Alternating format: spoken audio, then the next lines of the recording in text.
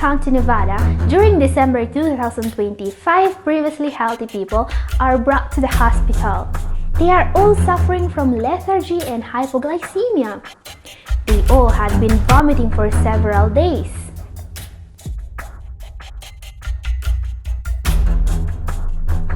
There is only one thing that can explain these symptoms: acute liver failure. All the patients had to be transferred to a tertiary care hospital to be able to receive a liver transplantation. And while these 5 initial patients were able to eventually recover, more people suffered from the same exposure. One woman, 61-year-old with heart and kidney problems, died in the following months.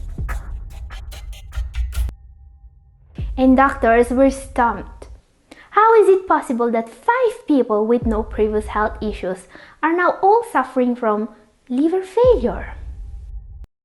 The strange thing about this is that the 5 patients came from 4 different households with no contacts and no correlations. And despite extensive medical evaluations and tests, no one was able to identify the common cause of these acute liver failures.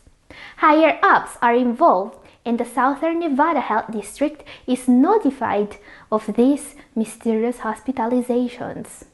Staff members start to review medical records and interview patients and family members. What they will find out shocked them. All the patients and symptomatic household members had one bad habit in common. A habit with way more severe consequences than expected.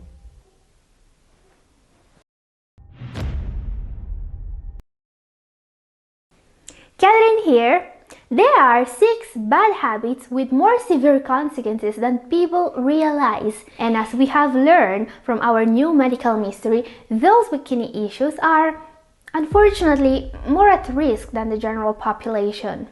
Now guys, I don't want to scare you. What happened in today's medical mystery is not common, and it's probably not something you have to worry about too much. But don't underestimate the danger either. We will see what happened to the 21 people hospitalized in Nevada in the next part of the video. Before that, there are 6 bad habits you may want to know about. Because while the general population may go on with their lives while having most of the bad habits of today's video, someone with kidney issue should be very careful. Let's see why. Okay guys, foods and habits that are safe for the general population but are dangerous for those with kidney problems is going to be the leitmotif of today's video.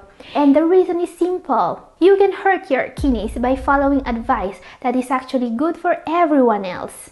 And unfortunately, some conventionally grown foods can actually be bad for you.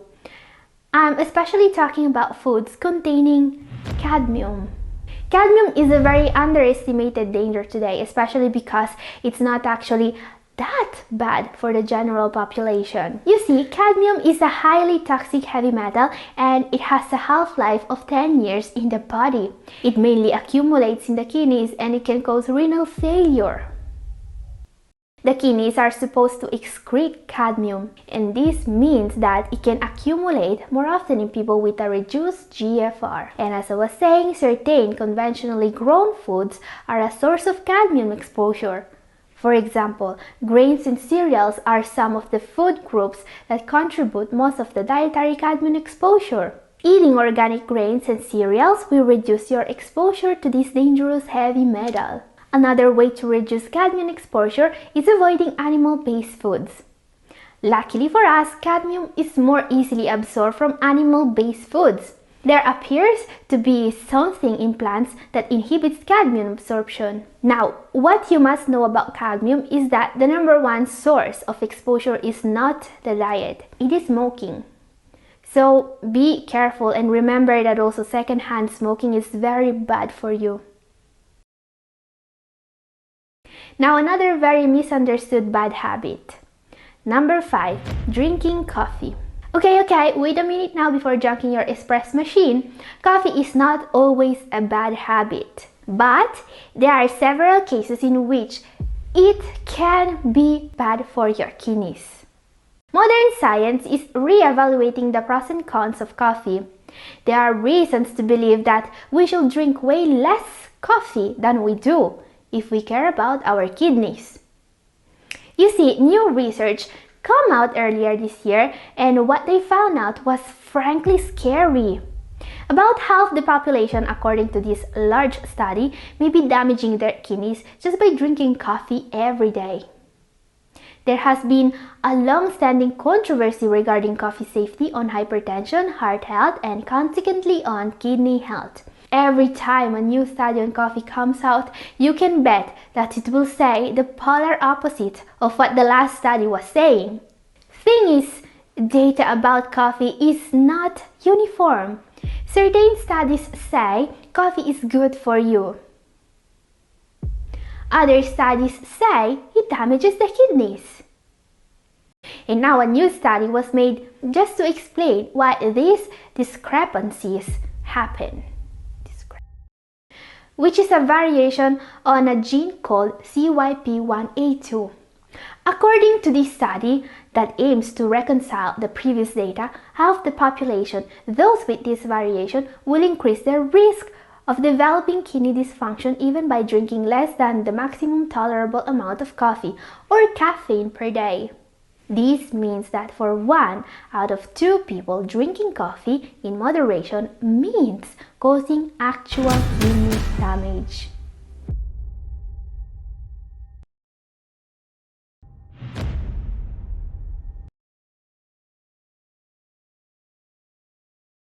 What the author of this study recommends is a re-examination of the current guidelines approving up to 400 milligrams or 3 to 4 cups of brewed coffee per day, or beverages containing similar amounts of caffeine. So the less caffeine you drink, the better, according to this study. And guys, there is another reason why it will be wise to consume less coffee. Its effect on your sleep quality. You see, the mean half-life of caffeine in plasma of healthy individuals is about 5 hours. This means that it takes 5 hours for the body to get rid of half the caffeine you got. Caffeine may not completely clear your body until after 10 hours. And that's bad for your sleep. And since sleep problems have been seen causing kidney problems, you may see why I usually recommend to drink coffee and caffeinated beverages only in the morning. I like it. Now, another little known danger many people with kidney disease are unknowingly facing. Number 4, not eating enough calcium. Calcium is a key mineral for the body. Your body needs calcium for muscles to move and for nerves to carry messages between your brain and every part of your body. Calcium also helps release hormones that affect many functions in your body. And obviously, a calcium deficiency is bad, but not having enough calcium can cause a way more immediate and painful danger. Calcium oxalate stones. Wait. What? Yeah. I know, it's counterintuitive. I mean, you eat less calcium and you get calcium stones? How is it even possible? Well, the reason is the fact that your bones are actually made out of calcium. And dietary oxalate actually needs to bind to calcium for the body to be able to excrete it. If there is not enough calcium in your diet, your body will be forced to use calcium from your bones. And that's bad. Also because now your body will mix oxalates from your diet with calcium from your bones in your urinary tract. And that's what actually causes kidney stones. Now, this also causes another problem. Some experts are still recommending everyone to avoid oxalate-rich foods because they are bad for you, they say. But you know what foods are rich in oxalate? Beet greens, rhubarb, spinach, beets, and other super healthy veggies. These are really good for you, and you really need a strong reason to limit them. So instead of avoiding high oxalate foods, eat more calcium. For example, rhubarb and spinach are also rich in calcium, but there are not many other foods suitable for a renal diet rich in calcium, so consider a supplement. Phosphorus binders are usually made from calcium carbonate, and that's good.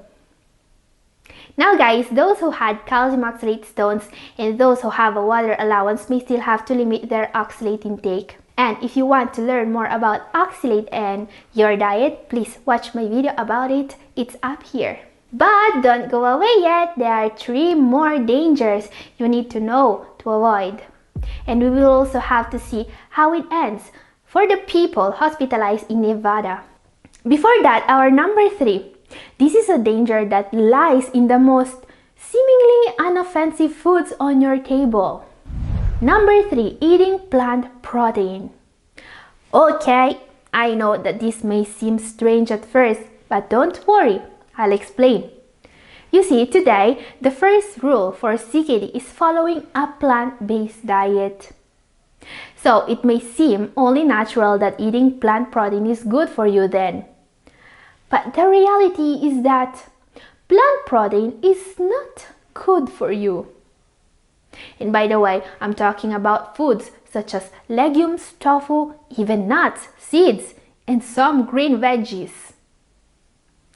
Fact, anyone with chronic kidney disease stage 3, 4, or 5 pre-dialysis is now supposed to limit their protein intake. That's what the current guideline says. And it doesn't really matter where this protein is coming from. Everything containing protein should be limited. Meat, fish, and dairy, on the other hand, should be completely avoided.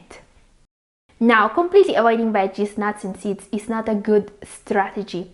The quantity of protein that should be present in your diet actually depends on various factors. It's best to get informed about what contains protein and how much you can have. This is why I've made a full video about this topic. It's up here if you miss it, and also down in the description. Time now to see the rest of the medical mystery. Will the Southern Nevada Health District be able to identify the cause of the hospitalizations before more people lose their lives? What initially looked like a series of strange coincidences quickly turned out to be a matter of the maximum importance. The staff from the health district now needs to find out the source of the common exposure as soon as possible, before other people start to suffer from the same symptoms. But it's already too late. Multiple people from different households are now reporting symptoms similar to those of the 5 initial patients. All of them have unexplained liver abnormalities. Eventually, 21 cases of exposure are documented, all with similar symptoms. At least 4 states, Nevada, California, Arizona, and Utah, conducted case-finding efforts. 18 cases were identified in Nevada and 3 cases in California. Further investigation is done, and there is finally a clue on what can be causing this series of hospitalizations. Regulatory authorities were eventually able to trace back what was common with everyone involved. They all had consumed the same self-proclaimed healthy beverage. Yes, what caused all these hospitalizations in Nevada and California is a brand of alkaline water called real water. Now, forgive me for keep drinking fake water if real water is sending people to the hospital. And this brings us to our number 2 for today. Number 2, drinking alkaline water. Alkaline water has never been so popular. The amount of advertisement about it is frankly scary.